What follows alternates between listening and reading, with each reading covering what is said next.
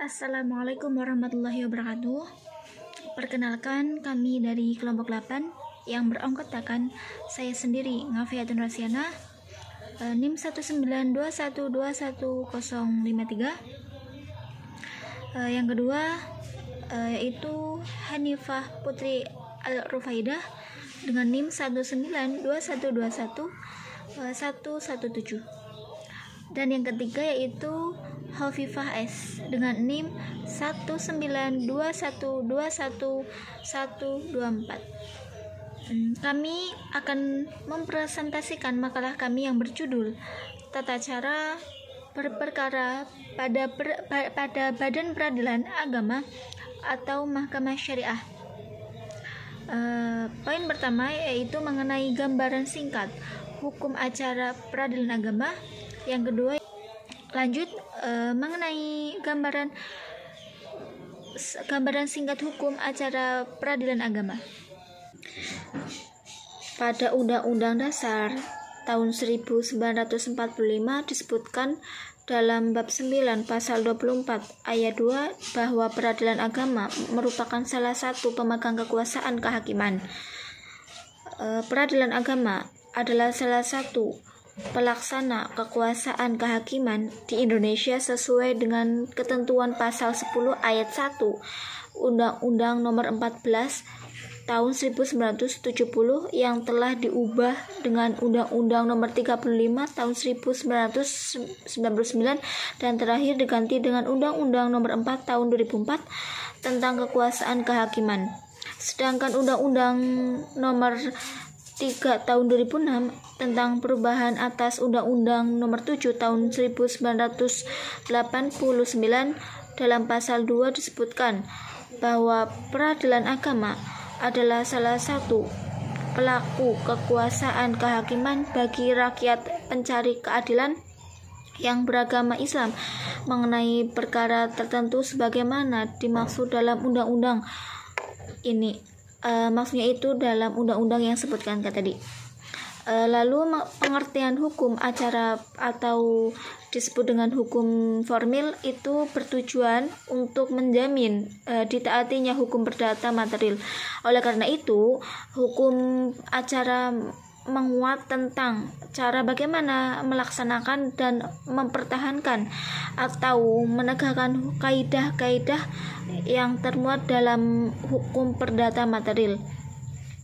Adapun hukum acara yang berlaku di peradilan agama adalah hukum perdata yang berlaku di lingkungan peradilan umum, kecuali yang telah diatur secara khusus yaitu pada pasal 54 Undang-Undang Nomor 7 tahun 1989.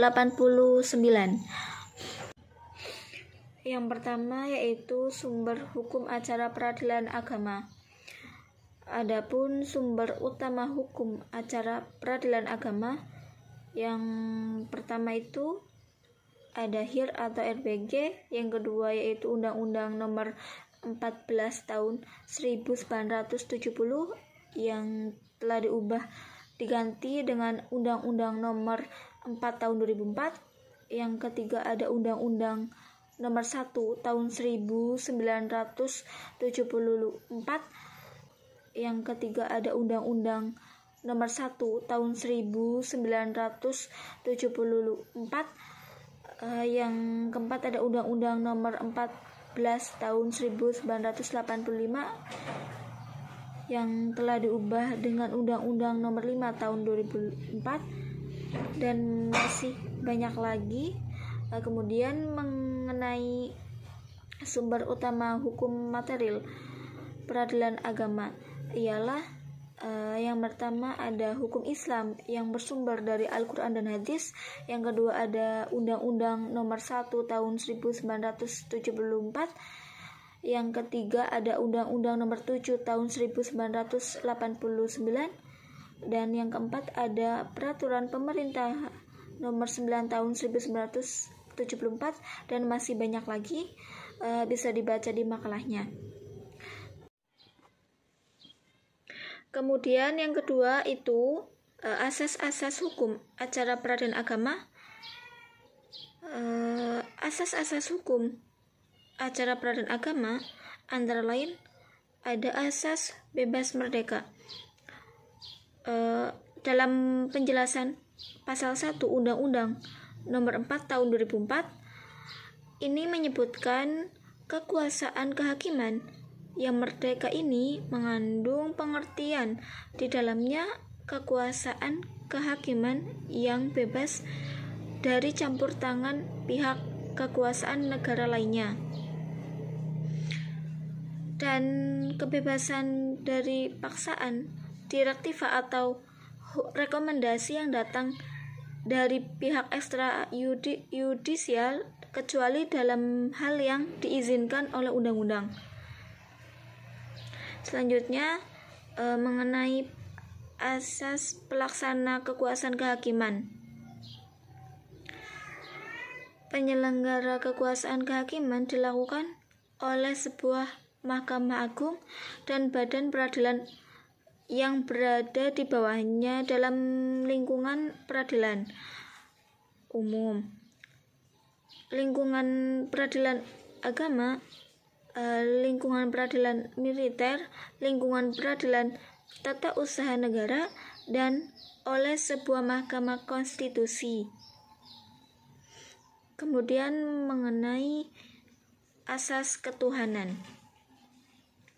Maksud dari asas ketuhanan sendiri itu maksudnya peradilan agama dalam menerapkan asas ketuhanan. Maksud dari asas ketuhanan sendiri itu maksudnya peradilan agama dalam menerapkan hukumnya selalu berpedoman pada sumber hukum agama Islam, sehingga perbuatan atau pembuatan putusan dalam menetapkan harus dimulai dengan kalimat basmalah yang diikuti dengan irah-irah demi keadilan berdasarkan ketuhanan yang Maha Esa. Kemudian asas fleksibilitas. Asas dalam pemeriksaan perkara di lingkungan peradilan agama harus dilakukan dengan sederhana, cepat, dan biaya ringan. Untuk itu, pengadilan agama harus membantu kedua pihak berperkara dan berusaha menyelesaikan atau mengatasi segala hambatan yang dihadapi para pihak tersebut.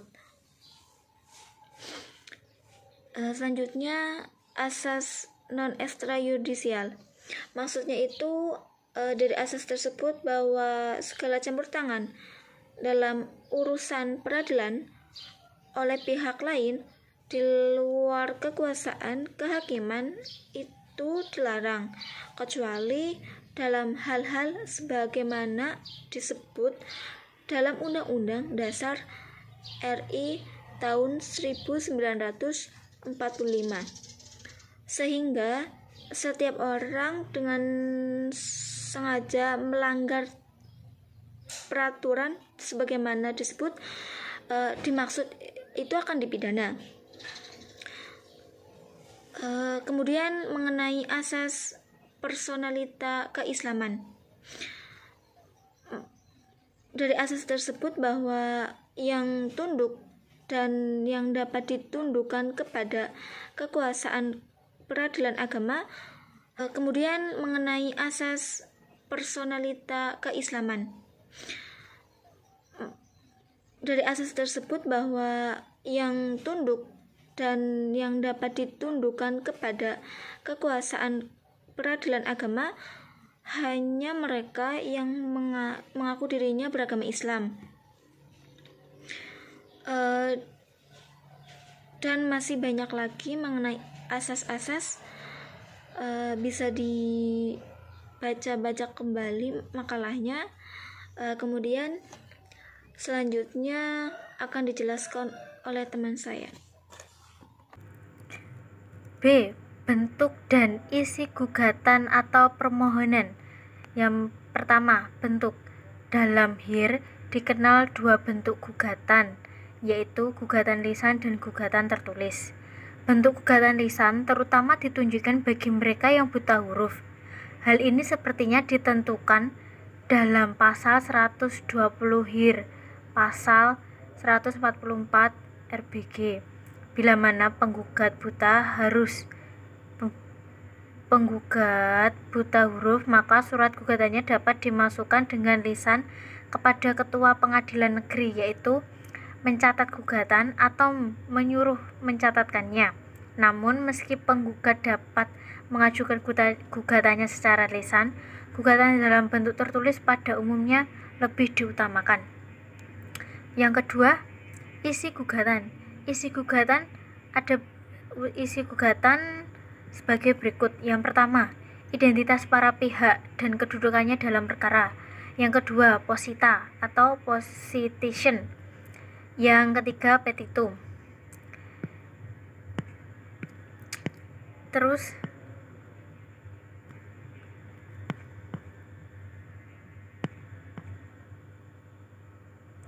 syarat yang ketiga, syarat kelengkapan gugatan atau pemohon. Ada syarat kelengkapan umum dan syarat kelengkapan khusus. Yang pertama, syarat kelengkapan umum. Syarat kelengkapan umum untuk dapat diterima didaftarkan suatu perkara di pengadilan ialah sebagai berikut. Yang pertama, surat gugatan atau surat pemohon tertulis atau dalam hal buta huruf, catatan gugatan atau catatan pemohon. Yang B, surat keterangan kependudukan atau tempat tinggal atau domisili bagi penggugat atau pemohon. Yang C, foskot biaya perkara. Kecuali bagi yang miskin dapat membawa surat keterangan miskin dari lurah atau kepala desa yang disahkan sekurang-kurangnya oleh camat. Yang kedua, syarat kelengkapan khusus. Syarat kelengkapan khusus ini tidaklah sama untuk semua kasus perkara, melainkan tergantung kepada macam-macam atau sifat dari perkara itu. Contohnya sebagai berikut. Yang pertama, perkara perkawinan harus melampirkan kutipan akte nikah, seperti perkara gugatan cerai, pemohonan untuk menceraikan istri dengan cerai, talak, dan sebagainya. B, gugatan pewaris harus disertakan surat keterangan kematian pewaris. Sekian dari saya, bisa dilanjutkan oleh teman saya. Baik, di sini saya akan menjelaskan tentang proses penerimaan perkara di pengadilan agama. Yang pertama, terjadinya sidang pertama. Persidangan yang ditentukan dari majelis hakim, lalu majelis hakim juga memasuki ruang sidang, diikuti panitera sidang dan ketua majelis juga memanggil para pihak. Yang kedua yaitu proses pemeriksaan perkara. Yang pertama, pencabutan dan perubahan gugatan. Pencabutan ini akan terjadi apabila para pihak gugatan mencabut gugatan sewaktu atau pada saat proses pemeriksaan berlangsung. Yang ketiga, selanjutnya replik. Setelah tergugat mengajukan jawaban gugatan, maka kesepakatan bersama mengajukan replik, yang mana isi dari replik ini penggugat menjawab dalil dari jawaban yang diberikan oleh tergugat. Selanjutnya yaitu duplik. Dalam duplik, penggugat menjawab seluruh dalil-dalil jawaban yang diberikan oleh tergugat dalam jawabannya. Dan biasanya dalam replik, penggugat berusaha untuk mempertahankan dalil-dalilnya. Selanjutnya, pemeriksaan bukti surat. Suatu proses jawab-menjawab selesai, maka perkara dilanjutkan. Pemeriksaan bukti surat. Penggugat diberi kesepakatan dahulu mengajukan bukti surat guna mempertahankan dalil-dalil jawaban tergugat. Lalu pemeriksaan saksi. Pemeriksaan ini diberikan untuk kesepakatan mengajukan saksi adalah pihak dari penggugat. Lalu periksaan saksi ahli. Pemeriksaan ini dapat dimintai oleh para pihak yang berperkara atau permintaan dari hakim. Selanjutnya yaitu pemeriksaan setempat. Suatu pemeriksaan perkara hakim karena jabatannya. Melakukan pemeriksaan ini di luar sidang terhadap keadaan barang, karena bertujuan sebagai pemeriksaan terhadap keterangan, keadaan, dan peristiwa yang terjadi dalam pasal 153 HIR.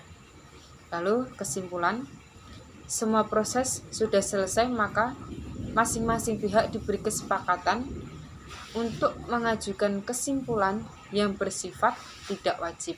Selanjutnya yaitu penetapan atas putusan. Di sini ada beberapa. Yang pertama yaitu penetapan yang bertujuan untuk menetapkan suatu keadaan atau suatu status tertentu bagi diri pemohon. Yang kedua yaitu putusan. Keputusan pengadilan atas perkara gugatan berdasarkan adanya sengketa. Yang ketiga yaitu isi putusan yang meliputi yang pertama kepala putusan, nama pengadilan dan jenis perkara. Selanjutnya identitas para pihak, lalu duduk perkara, lalu pertimbangan hakim, lalu amad putusan dan penutup. Sekian dari kelompok kami, kurang lebihnya mohon maaf sebesar-besarnya. Wassalamualaikum warahmatullahi wabarakatuh.